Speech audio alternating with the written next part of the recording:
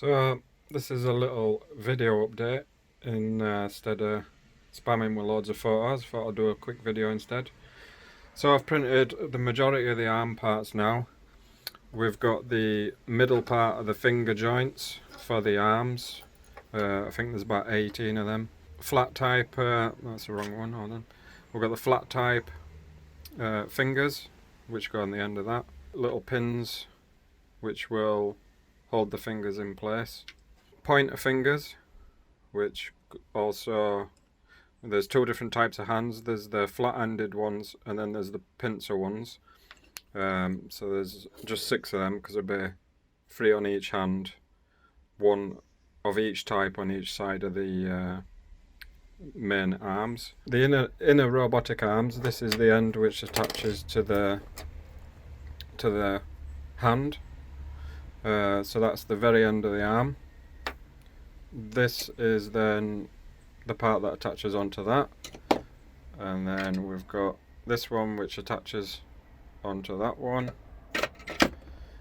Some of these haven't been, I haven't actually taken off all the supports on it and built it up yet. So this is the same one which has been assembled. That one will attach onto that 4th one. And then the very last one with the holes in it so I can bolt it onto the frame, that holds all the other parts onto the frame. This will be going on the side of the arm. You'll see from the design picture which part I mean. This is also that same part that's going to be going on the side of the arms. There'll be that silvery chrome colour. This is a massive robotic arm which I built just to test it out, make sure it all moved okay and looked okay. And there's the little version of it.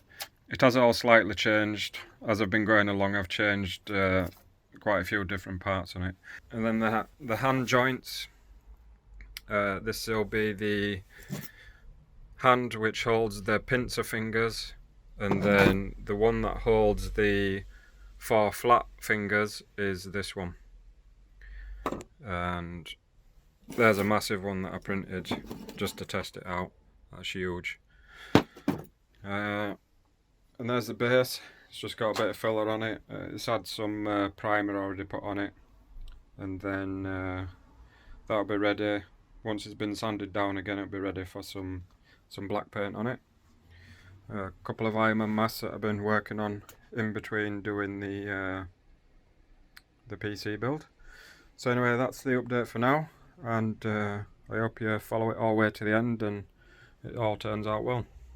Thanks for watching.